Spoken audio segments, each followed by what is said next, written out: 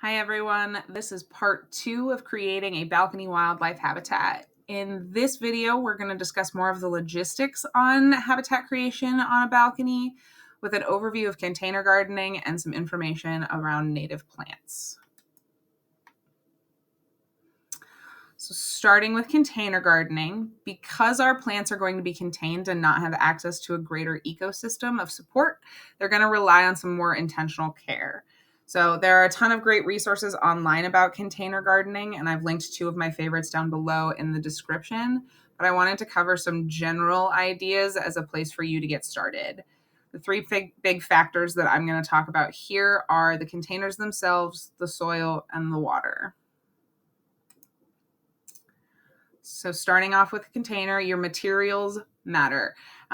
Keeping in mind that terracotta and plant bags are going to be the best for drainage and keeping your water levels where you want them, keeping it from just settling at the bottom of the pot and getting stuck there. Plastic containers are a good lightweight choice if you're worried about weight limits or moving your plants around constantly. Plastic is a good way to go. It's also usually the most affordable, and sometimes you can even get free containers from local nurseries or home improvement stores after they've been repotting plants and whatnot. Sometimes they'll have leftovers that you can just take home. We'll also talk about how recycled materials can come into play here a little bit later on in this presentation. Other things to consider with your container is make sure that they have drainage holes. You can either add them yourself if they aren't already present, or you can take one pot and put it inside of another, just making sure that that water has somewhere to go other than just sitting in the bottom. We'll talk about that more later on, but make sure your containers have holes. It will save you a bunch of headache and keep your plants healthy. Make sure you're considering the weight of all of your containers. If you have really, really heavy pots, that means you're not going to have as much weight to balance additional plants, soil, water, that sort of thing. So consider where you want your weight limits to be distributed. And then kind of final thing here is think in 3 dimensions. So you want to try and create multiple levels in your habitat. This will not only provide more space to you and have a greater number of plants and diversity there, but it will also entice different species of wildlife. It makes the space more dynamic visually, and overall, just make sure you've got multiple layers. In the topmost picture, you can see I've got hanging baskets. I also have like a retired kitchen cart that I have multiple layers of stacked plants on top of. All right, moving on to soils. We're going to want to make sure that we're using potting soil, not garden soil. Potting soil is already going to have drainage features and ideal nitrogen, phosphorus, and potassium levels integrated into it, so we don't actually have to do any soil amendments or customization of our dirt. EB Stone organic potting soil and Cedar Grove potting soil are great choices that are available up here. I've seen them around a couple of local nurseries, so those are very good go-tos. Also, make sure that your soil is fluffy and will drain well. This is going to allow plant roots to actually spread out and disperse and do their job of rooting the plants without having to fight through thick, clumpy dirt. How I did this is I took a bigger container and mixed my soil up, kind of aerated it just with my hands before I put it in my pots with my plants. And that seemed to really help with, again, drainage, as well as allowing those root systems to develop more easily. Things to kind of keep in mind with soils also is you don't want to use peat moss-based soils. Most companies are moving away from that now, but usually peat moss is not necessarily sustainably harvested, and it tends to deteriorate pretty quickly. So if you can stick with fir bark-based soils or even better coconut coir-based soils, those are going to definitely be more sustainable and last longer, doing your plants justice. You can also periodically add liquid fertilizer to your watering routine. That'll just give your plants an extra nutritional boost, especially in the summertime when we're watering a lot and some of those nutrients are getting washed away. Adding a natural liquid fertilizer, especially a kelp-based fertilizer, will really help your plants stay healthy through those hot summer months. Moving on to water and drainage. So this factor is arguably going to pose the biggest risk to your pot or to your plants. If you allow water to sit in the bottom of container, you're most likely going to end up with root rot, and that's just going to put an end to your plants.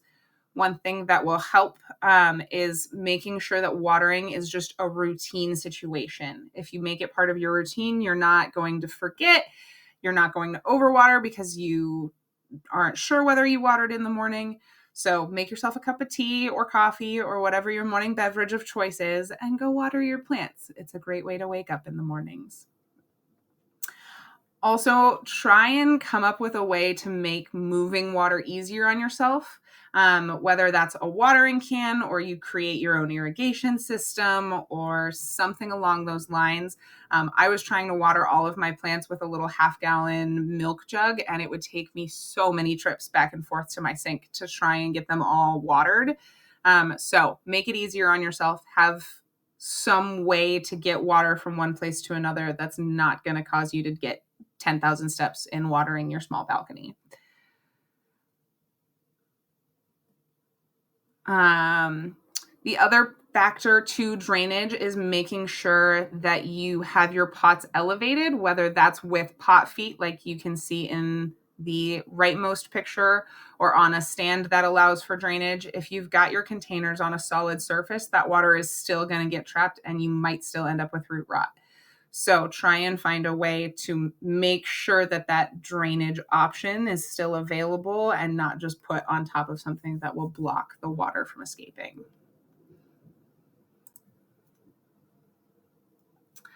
All right, so back to recycled materials, kind of similarly to the first video.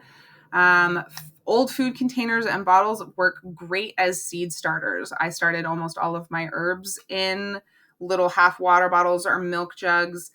Even soup cans can work for this type of thing. So old food containers are a great place to start. You can see in that topmost photo, I actually have an old kombucha bottle. I poked holes in the top of that and it works as an irrigation system. So if I forget to water that iris plant, that water bottle will slowly drip water into the soil, keeping it hydrated even if I do forget to water one day. You can actually build communities by looking at your local bakeries and kitchens and asking if they have any leftover food containers. A lot of bakeries will get huge 5-gallon buckets of frosting, or kitchens will get massive containers of ketchup or mustard or mayonnaise. And those work great as larger containers to start balcony habitat plants in. Also, used is great. Almost all of the plant containers that are on my balcony came from my Buy Nothing group, and folks that were just getting rid of containers that they no longer needed. So Buy Nothing groups, thrift stores, Facebook Marketplace, Nextdoor, and community events, those are all great places to look to get some fun new containers, new to you containers.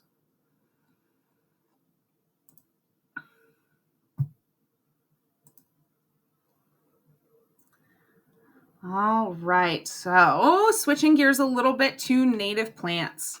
So native plants are vital to our wildlife habitats. They are going to be one of the biggest benefits to actually doing this project and creating these spaces. So getting started, a lot of native plants act as specialized host plants for species. So kind of like we talked in video one, yarrow and milkweed are two of those examples where pollinators will only lay their eggs on specific plants. So if we have those plants on our balconies, that adds an additional place for those pollinators to produce their young. Another piece of this is some native pollinators are pollen specific. So an example of this is the Oregon silver spot butterfly, which is currently facing extinction up here. Part of the reason that they are so at risk is they only feed on early blue violets. So if early blue violets are not around, this species cannot exist.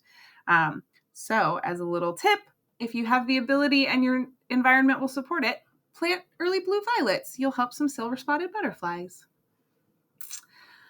Native plants are also naturally adapted to their local environments, so they're going to be able to manage in the local weather. They'll be resistant to local pests and diseases. They'll already kind of have that built-in support from being around here, versus non-natives and invasives usually don't have that evolutionary basis. And then the last point to kind of really emphasize why we need native plants is it increases biodiversity. And I'm going to talk much more about that in the next video, but biodiversity is kind of the cornerstone of conservation. It's what keeps our ecosystems working. So by having a diverse selection of native plants on our balcony, we're really helping to support our ecosystem biodiversity. Couple of things to note in regards to obtaining native plants. It can kind of be tricky to find them sometimes. You're going to want to try to avoid big box stores and patronize your local nurseries. They're more likely to carry those natives, and overall, they're just going to have healthier plants. If you don't know where your local nurseries are, down below I have a link to Washington Native Plant Society's list of nurseries that have native plants. Some of them will have more than others, but go ahead and look through that list and see if there's one near you. Special shout out to Go Natives up in Shoreline. That's where most of mine came from, and they were amazing. That helps me find shade-specific plants and things that were really going to work well in containers. So they're a great resource if you're further north in Seattle. It's also important to note that while most plants will do well in containers, some of them do have special soil requirements or habitat requirements that are not going to do so well in a container. So that's where you can use your local experts, your nursery employees, that sort of thing, to double check before you buy a plant that it's going to do well in your space. And again, that's why that inquiry portion that I mentioned in the first part of video 1 is so important.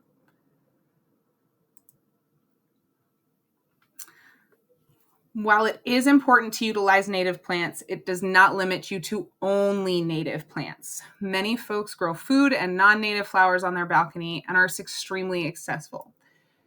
The goal is to be intentional about what you are planting, and also be sure that you are not planting any invasive species. That's a big one. Just plant things that will stay on your balcony and you'll be fine. Also, if you're looking for more information about growing food in small spaces, Spicy Mustache on YouTube is an Italian small space, environmentally friendly grower. He has some incredible resources, so I definitely would recommend checking him out if you're looking to grow more edible foods on your balcony. Also, just as a side note, a lot of this information can be very overwhelming, and it can be a challenge to know where to start. Start where you want to start. Plant what you want to plant. This space is your own. You're not getting graded. If you lose a couple plants, that's okay. Learn from the experience. It doesn't have to be perfect. So just as a little side note, try it out.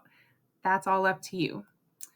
That's it for part 2 of this 3-part series. In the third video, I'm going to discuss kind of why are we doing this? Why is it important? And what is the impact that we're having in creating these balcony habitats? Thanks for coming to this one. I'll see you in video 3.